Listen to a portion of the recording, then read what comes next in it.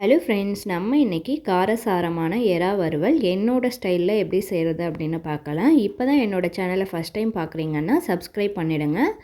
எறா வறுவல் செய்கிறதுக்கு ஒரு மிக்சர் ஜாரில் 2 வரமிளகா சேர்த்துக்கோங்க. இது கூட ஒரு துண்டு இஞ்சி சேர்த்துக்கலாம். 4 பல்லு பூண்டு சேர்த்துக்கோங்க. இதோட 1/4 ஸ்பூன் ஜீரகம் சேர்த்துக்கலாம். 1/4 ஸ்பூன் சோம்பு சேர்த்துக்கோங்க. 1 ஸ்பூன் மிளகு சேர்த்துக்கலாம். கொஞ்சமாக தண்ணி சேர்த்து இதை நல்லா நைஸாக பேஸ்ட்டு மாதிரி அரைச்சி எடுத்துக்கலாம். ஜீரகம், சோம்பு, மிளகு இதை நீங்கள் வறுத்துட்டு கூட சேர்த்துக்கலாம். இந்த மாதிரி நைஸாக அரைச்சி எடுத்துக்கலாம். நான் 1/2 கிலோ அளவுக்கு இறால நல்லா மஞ்சள் தூள் போட்டு கழுவி எடுத்துருக்கேன். இது கூட கொஞ்சமாக மஞ்சள் தூள் சேர்த்துக்கலாம். கல்லுப்பு தேவையான அளவு சேர்த்துக்கோங்க. இதோட அரைச்ச மசாலா பேஸ்ட்டையும் சேர்த்துக்கலாம்.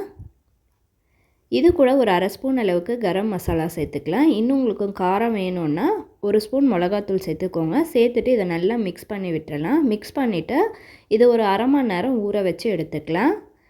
ஒரு பேனில் தேவையான அளவு நல்லெண்ணெய் எடுத்துக்கோங்க. எண்ணெய் ஹீட் ஆனதுக்கப்புறமா இதில் ஒரு பச்சை மிளகாவை நீளமாக சீவிட்டு சேர்த்துக்கலாம். இது கூட சின்ன சின்னதாக கட் பண்ண பூண்டு பல் சேர்த்துக்கலாம். பூண்டு முடிஞ்ச அளவுக்கு அதிகமாக சேர்த்துக்கோங்க. இதை நல்லா வதக்கி எடுத்துக்கலாம். இப்போ இது கூட நம்ம ஊற வச்சு எடுத்த இறாலை சேர்த்துக்கலாம். சேர்த்துட்டு அடுப்பை சிம்மில் வச்சுட்டு இதை நல்லா எண்ணெயில் வதக்கி எடுக்கணும். இதில் தண்ணியெல்லாம் நல்லா பிரிஞ்சு வந்திருக்கு பாருங்கள். தண்ணியெல்லாம் எதுவுமே சேர்க்க தேவையில்ல. அடுப்பை சிம்மில் வச்சுட்டு மூடி போட்டு க்ளோஸ் பண்ணி 5 நிமிஷம் வேக வச்சு எடுத்துக்கலாம். இப்போது இறால் நல்லா வெந்திருக்கும்.